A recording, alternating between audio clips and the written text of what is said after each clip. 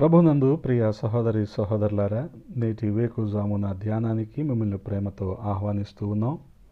ఒక వాక్యాన్ని చదువుకుందాం. జకర్యా గ్రంథము 9వ అధ్యాయము 12వ వచనములోని మొదటి భాగము. బంధకములలో పడియుండియు నిరీక్షణ గలవారలారా, మీ కోటను మరలా ప్రవేశించుడి. ప్రార్థన. మహాగణుడా, మహోన్నతుడా, సర్వశక్తి కలిగిన ప్రభువా, నేటి ధ్యానములో మీరు మాతో మాట్లాడండి. మీరు మా కోసం సిద్ధపరిచిన వాగ్దానాన్ని ప్రభా మాకు దయచేయమని బతిమాలుకుంటూ ఉన్నాం. ప్రతి ఒక్కరిని దీవించండి, ఆశీర్వదించండి. ఎవరు ఏ ఊహలు, ఉద్దేశాలు, తలంపులతో ఉన్నారో వాటిని మీ చిత్తానుసారంగా సఫలము చేయమని, వారిని దీవించమని యేసయ్య నామంలో అడిగి వేడుకుంటున్నాము తండ్రి. ఆమేన్. ప్రభునందు ప్రియ సహోదరి సహోదరులారా, ఈ వచన భాగాల్లో నన్ను ఆకట్టుకున్న మాట ఏంటంటే మరలా ప్రవేశించుడి అనే మాట. ఇందులో మరలా ప్రవేశించుడి అనేది కోటకు తిరిగి రండి అని మూల భాషలో చెప్పబడి ఉండటం విశేషం. అవును, తిరిగి వచ్చినప్పుడే ప్రభువు మనలను దీవించబోతూ ఉన్నాడు. కోట అంటే ఆశ్రయదుర్గం. మన ప్రభువు తప్ప వేరే ఆశ్రయదుర్గం మనకు లేదు. దేవుని దూత తిరిగి వెళ్ళమని యజమానురాలిని విడిచి పారిపోతున్న హాగరుతో మాట్లాడినప్పుడు హాగరు తిరిగి వచ్చినందుకు ఇష్మాయేలు జన్మించాడు. ఇస్సాకు ద్వారా యూదులు, ఇష్మాయేలు ద్వారా అరబ్బులు, ఆ రీతిగా వారి సంతతి వృద్ధి చెందినట్లుగా మనం చూస్తూ ఉన్నాం.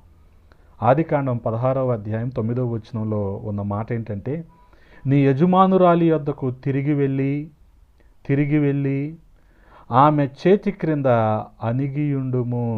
తిరిగి రావటం, తిరిగి సమకూర్చబడటం, తిరిగి కోటలో ప్రవేశించటం, తిరిగి ఆశ్రయదుర్గంలోనికి రావటం, తిరిగి కాపుదలలోనికి రావటం, తిరిగి దేవుని హస్తాలలోనికి రావటం.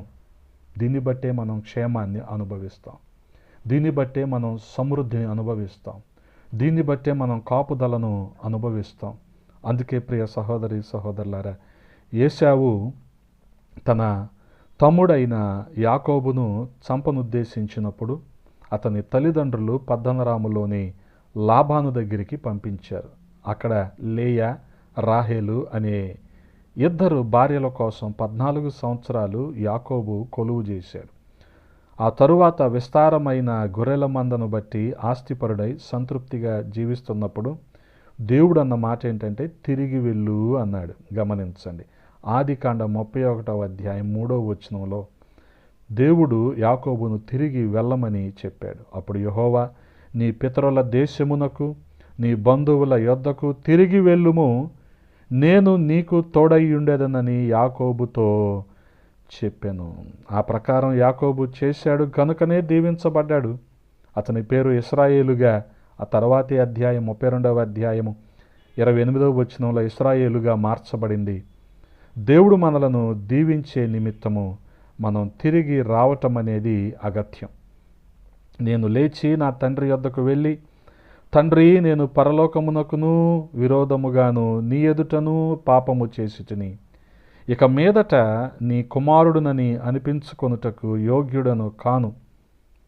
నన్ను నీ కూలివారిలో ఒకనిగా పెట్టుకొనమని అతనితో చెప్పుదుననుకొని లేచి తండ్రి యొద్దకు వచ్చాను.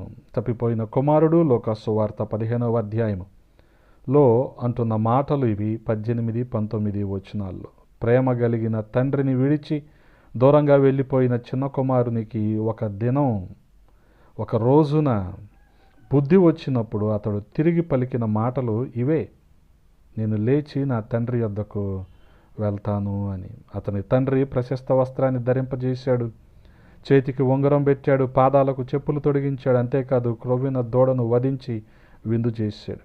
చిన్న కుమారుడు చనిపోయి తిరిగి బ్రతికినట్టుగా, తప్పిపోయి దొరికినట్లుగా తండ్రి అక్కడున్న వారితో, ముఖ్యంగా పెద్ద కుమారునితో చెప్పినట్లు మనం చూస్తూ ఉంటాం. అందుకే ప్రియ సహోదరి సహోదరులారా, దేవుని చిత్తానికి వెలుపల ఉంటున్నామేమో, ఆయన చిత్తంలోనికి తిరిగి రావాల్సిన అవసరం ఉంది.